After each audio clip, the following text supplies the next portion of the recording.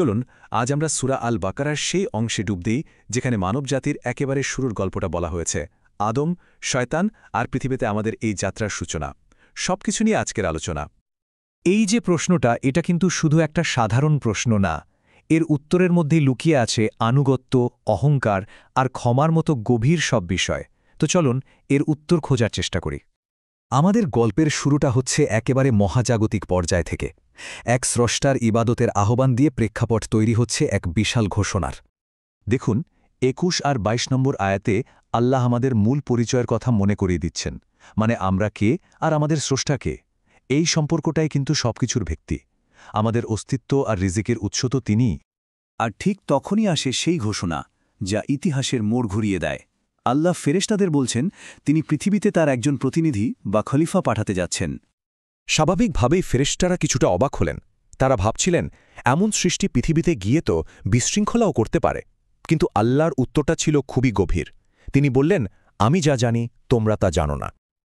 তো আল্লাহ কিভাবে প্রমাণ করলেন তার সিদ্ধান্তের পেছনের প্রজ্ঞা? তিনি আদমকে এমন এক জ্ঞান দিলেন যা ফেরেশতাদেরও ছিল না। সব কিছুর নাম শেখালেন। এটা কিন্তু শুধু কিছু নাম মুখস্থ করা ছিল না, বরং এটা ছিল বস্তুর প্রকৃতি আর কার্যকারিতা বোঝার ক্ষমতা। আর এটাই আদমকে অন্যদের থেকে আলাদা করে দিল। আচ্ছা, আদমের মর্যাদা তো প্রতিষ্ঠিত হল, এবার এলো পরীক্ষার পালা। আর এই পরীক্ষায় সামনে নিয়ে আসবে বিনয় আর অহংকারের চিরন্তন দ্বন্দ্বকে। আল্লাহ একটা স্পষ্ট নির্দেশ দিলেন, আদমকে সিজদা করতে বললেন। এটা কিন্তু ইবাদতের সিজদা ছিল না, ছিল সম্মান প্রদর্শনের। আর এই একটা নির্দেশের পরেই দুটো ভিন্ন প্রতিক্রিয়া দেখা গেল। একদিকে দেখুন সমস্ত ফেরেশতারা সাথে সাথে নির্দেশ পালন করলেন, আর অন্যদিকে শুধু একজন অস্বীকার করল, সে হল ইবলিস। এই মুহূর্তে এই বিভেদটা স্পষ্ট হয়ে গেল। ব্যাপারটা শুধু না বলাতেই সীমাবদ্ধ ছিল না, এর পেছনে ছিল তীব্র অহংকার। ইবলিস নিজেকে আদমের চেয়েও সেরা ভাবত। সে মাটির তৈরি আদমকে সম্মান জানাতে রাজি ছিল না, কারণ সে নিজে আগুনের তৈরি। এই অহংকারই তার পতনের মূল কারণ হয়ে দাঁড়াল। তো ইবলিস এখন এক প্রকাশ্য শত্রু। তার লক্ষ্য একটাই, আদমকে পথভ্রষ্ট করা। যাকে সম্মান জানাতে সে অস্বীকার করেছিল, তাকেই এবার সে প্রতারণা করার জন্য উঠে পড়ে লাগল। ঘটনাটা খুব সরলভাবে ঘটেছিল। প্রথমত, একটা স্পষ্ট নিষেধাজ্ঞা ছিল, ওই গাছটার কাছেও যেও না। দ্বিতীয়ত, শয়তান এসে কুমন্ত্রণা দিল, তাদের দুর্বলতাকে কাজে লাগাল। আর এর ফল, তৃতীয়ত, তারা যে শান্তির জায়গায় ছিলেন সেখান থেকে তাদের বিচ্যুতি ঘটল। আর এখান থেকে শুরু হল সেই শত্রুতার, যা আজও চলছে। আল্লাহ বলে দিলেন, তোমরা একে অপরের শত্রু হিসেবে পৃথিবীতে নেমে যাও। মানে এই পতনটা শুধু একটা জায়গা বদল ছিল না, এটা ছিল মানুষ আর শয়তানের মধ্যে এক চিরস্থায়ী সংগ্রামের শুরু।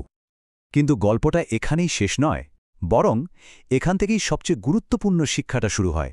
মানুষ ভুল করে, কিন্তু ভুলের পর আমাদের করণীয় কি? ভুলের পর দুটো পথ খোলা ছিল। ইবলিস বেছে নিয়েছিল অহংকার আর দোষারোপের পথ। সে নিজের ভুল স্বীকার করেনি। অন্যদিকে আদম আলাইহিসসালাম বেছে নিয়েছিলেন অনুশোচনা আর বিনয়ের পথ। তিনি সাথে সাথে নিজের ভুলটা বুঝতে পেরেছিলেন এবং ক্ষমা চেয়েছিলেন।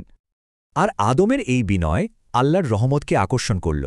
আল্লাহ নিজে তাকে তওবা করার ক্ষমা চাওয়ার পদ্ধতি শিখিয়ে দিলেন, আর তার তওবা কবুলও করলেন। এটা আমাদের সবার জন্য একটা পথ খুলে দিল যে আমরা যতই ভুল করি না কেন, আন্তরিকভাবে অনুতপ্ত হলে ক্ষমার দরজা সবসময় খোলা। সুতরাং পৃথিবীতে নামার সময় মানবজাতিকে একটা সুস্পষ্ট গাইডলাইন দিয়ে দেয়া হল। ১. আল্লাহর পক্ষ থেকে পথ নির্দেশ আসবে। ২. যারা সেই পথ অনুসরণ করবে তাদের কোনো ভয় বা দুশ্চিন্তা থাকবে না। আর ৩. যারাই পথকে অস্বীকার করবে তাদের জন্য রয়েছে পরিণতি। শেষ পর্যন্ত এই হাজার হাজার বছরের পুরনো কাহিনীটা আমাদের প্রত্যেকের সামনে একটা প্রশ্ন রেখে যায়। আমাদের জীবনে যখন পরীক্ষা আসে, যখন আমরা ভুল করি, তখন আমরা কোন পথটা বেছে নেব? ইবলিসের মতো অহংকারের পথ নাকি আদমের মতো অনুশোচনার পথ? সিদ্ধান্তটা কিন্তু আমাদেরই।